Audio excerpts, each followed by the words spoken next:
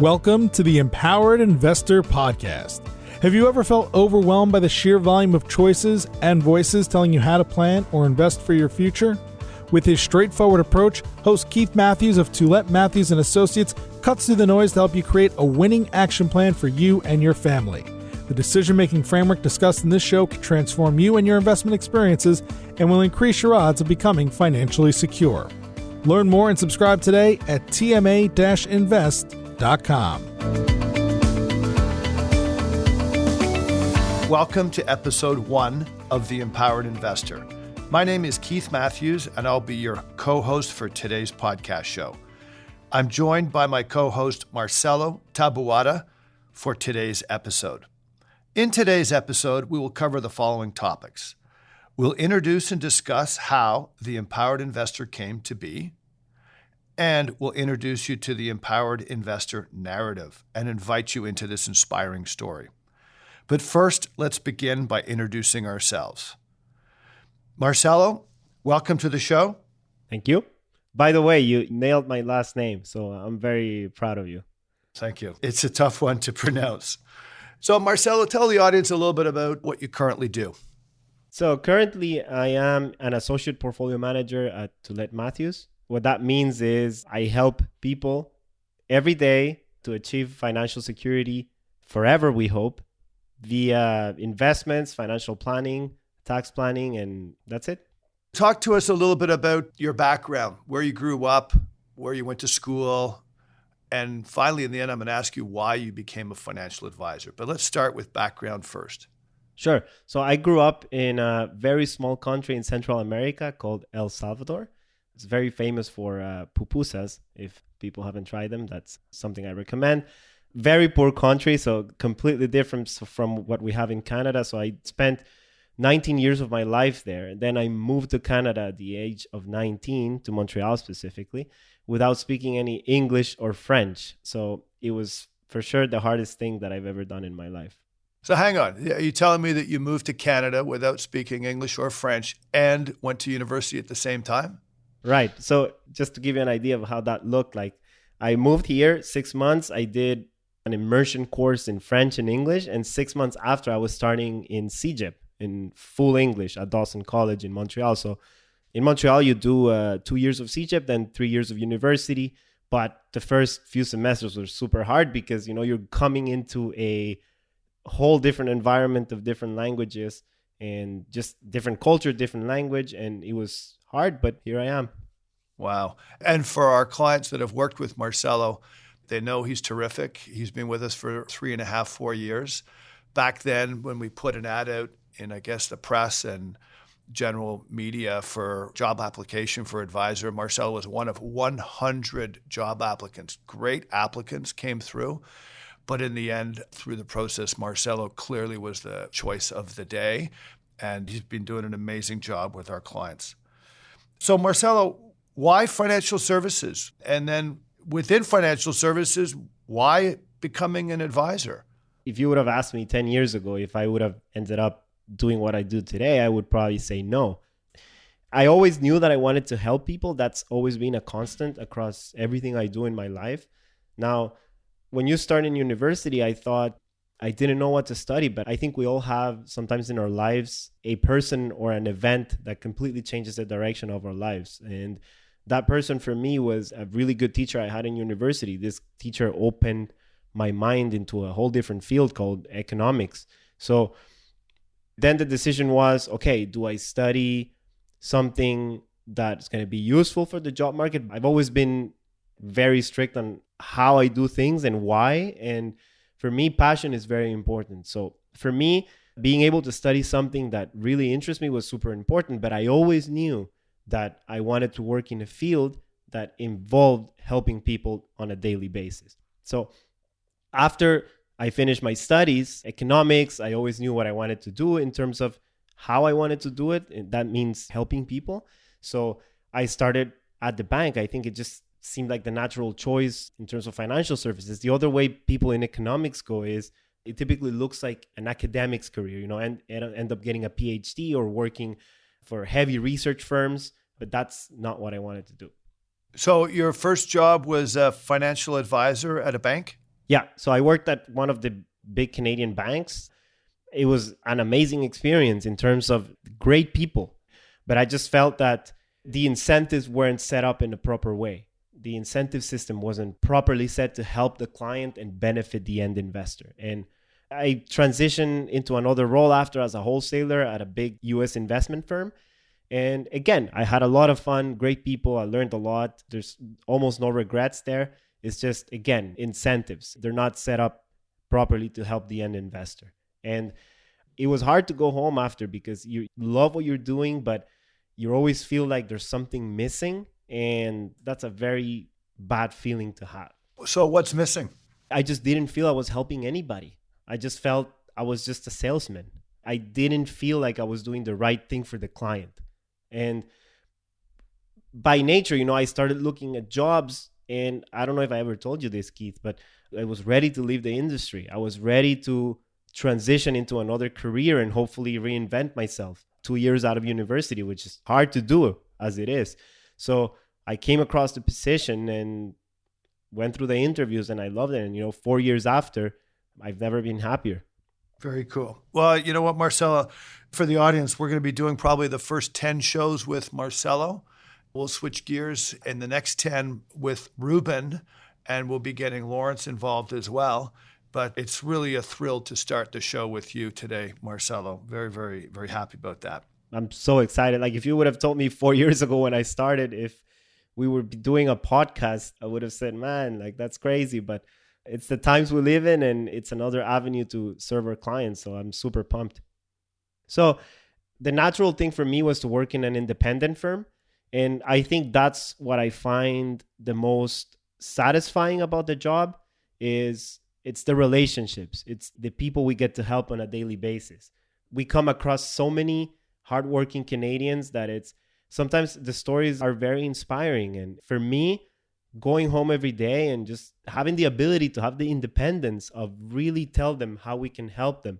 And that means sometimes better than anybody, Keith. Sometimes that means you don't end up working with the client. So it's just the way it is. But I find a lot of satisfaction into the way we're doing. Anyways, let me ask you some questions, Keith, because we need to get into that. So what do you do currently at TMA for the people who don't know you? I'm a portfolio manager and client advisor, and I guess part owner of a business specializing in working with clients and helping investors at large. Tell me a bit about your background, because you have a really interesting story into how you came into indexing and the way we do things here. So tell me a bit about that.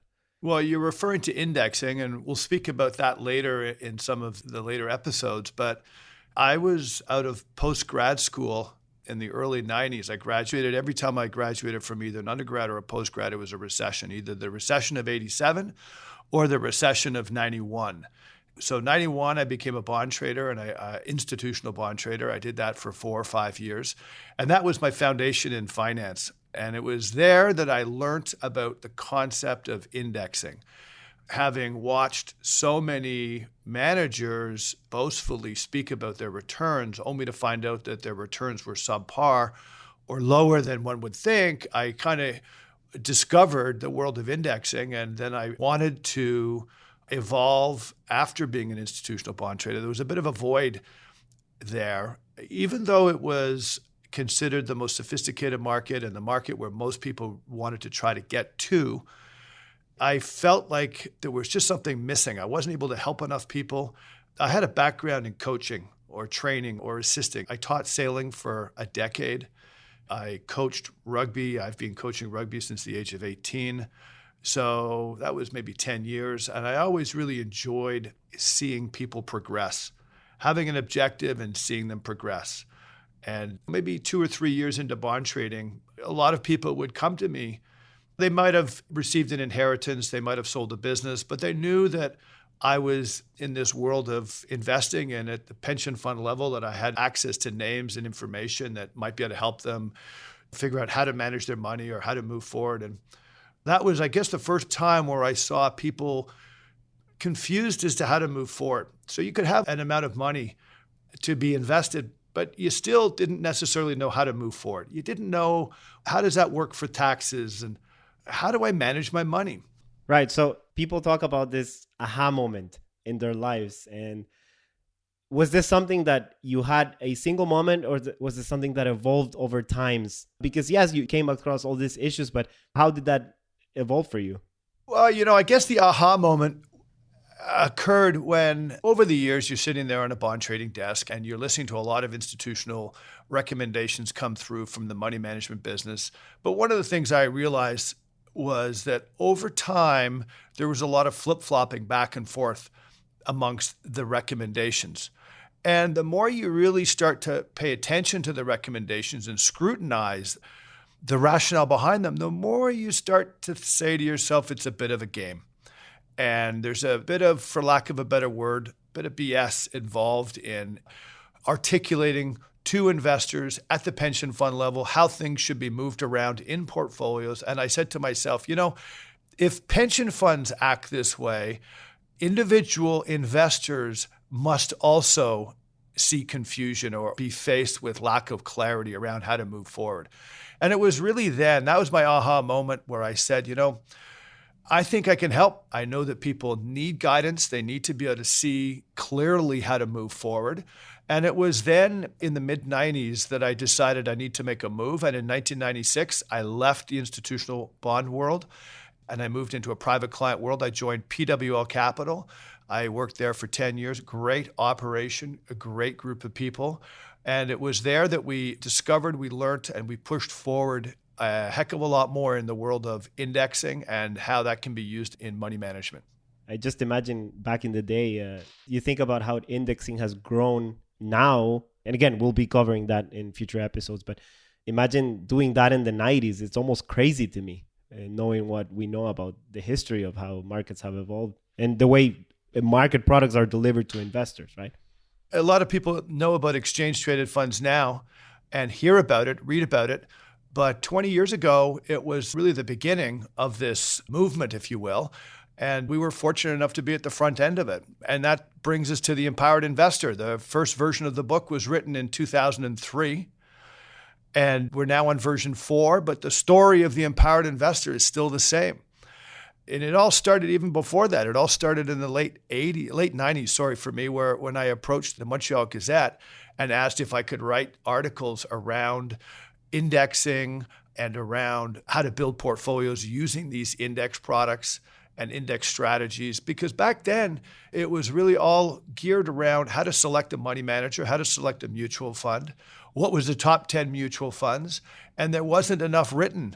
And so that was sort of the birth of, in my mind, putting energy around this topic. The Empowered Investor is based on a whole set of principles, one of which is going to be build your portfolios using index-based products, but there's so much more to it than just that. And so for me, the reason I wrote The Empowered Investor originally was to put down on paper a set of principles that if you embrace and bring together can help increase the odds that investors will have success. When you wrote the book, who would you say is meant for?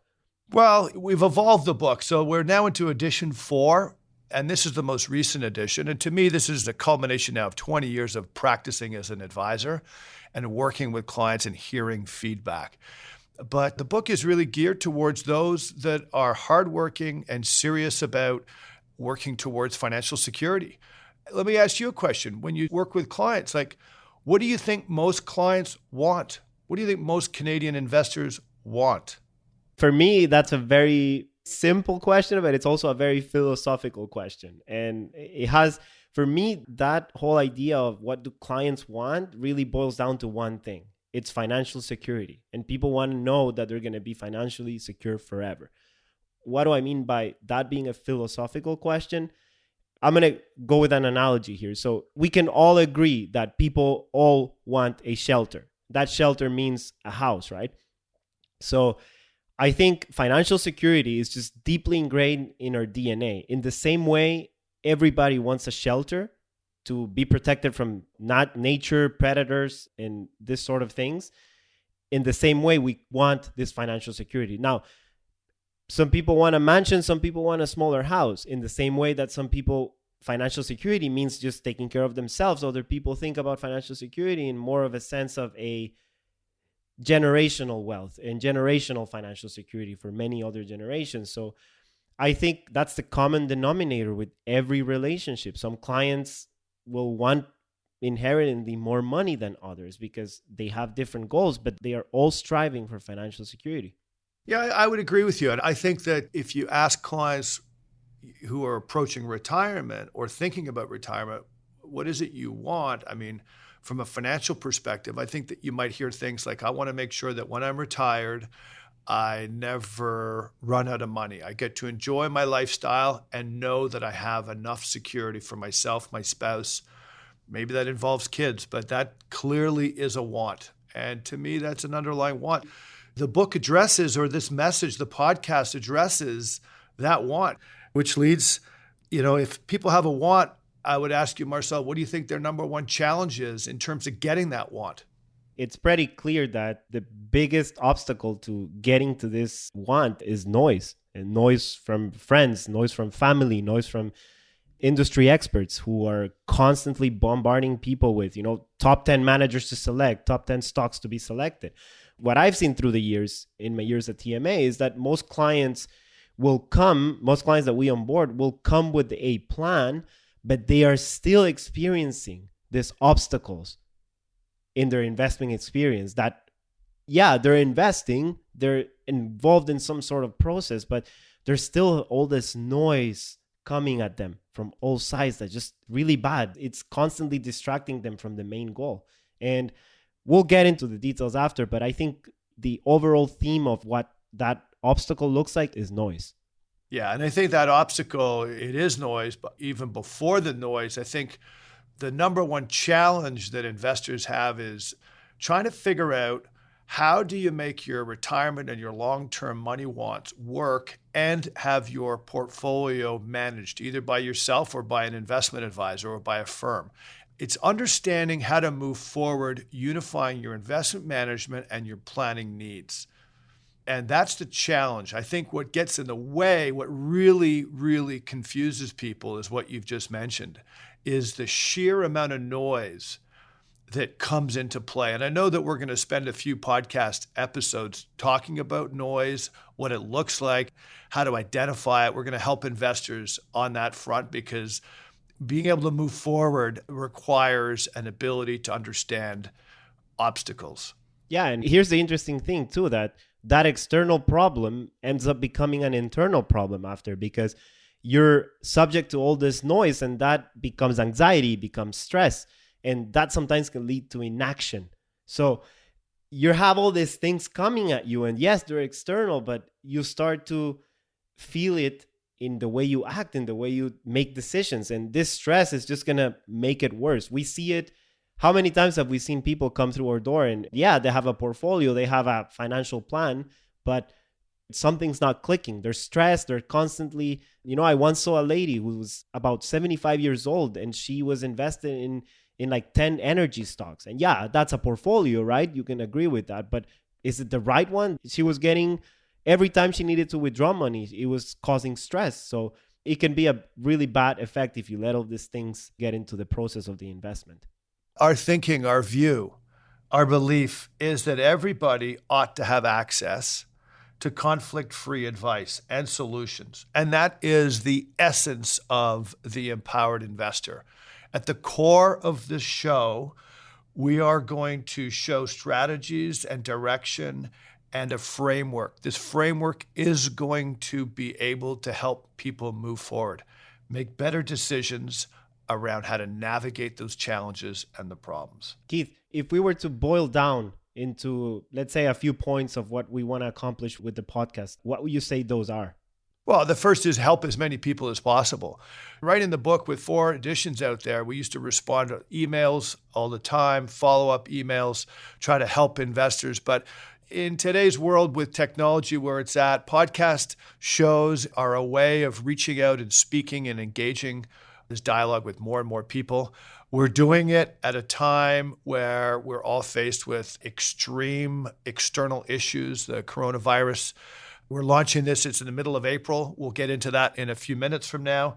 But I can't think of a better time to be initiating getting more and more information out to individuals to help them, in the end, create a process of unifying investing and planning, but doing it in a way where the end result hopefully is more peace of mind, an action plan that works, results that work, and more peace of mind. Right. And get to that goal of financial security, right? Which is what we're all here for. And, all the way through, we're going to be presenting frameworks which will hopefully allow listeners to make better decisions. And it's the framework that allows anybody, regardless of whether you're in landscape engineering or architecture or building a business or building a sports team. Well, Marcelo, thanks for being in the introductory show. It's amazing to have some young energy involved. Looking forward to moving forward. To our listeners, we want to wish you wellness, stay healthy, be safe, and thank you for tuning in to episode 1 of The Empowered Investor. And we'll see you in 2 weeks for our next episode. Goodbye, everybody. You've been listening to the Empowered Investor Podcast, hosted by Keith Matthews. Please visit tma-invest.com to subscribe to this podcast, learn more about how his firm helps Canadian investors, or to request a complimentary copy of The Empowered Investor. Investments and investing strategies should be evaluated based on your own objectives. Listeners of this podcast should use their best judgment and consult a financial expert prior to making any investment decisions based on the information found in this podcast.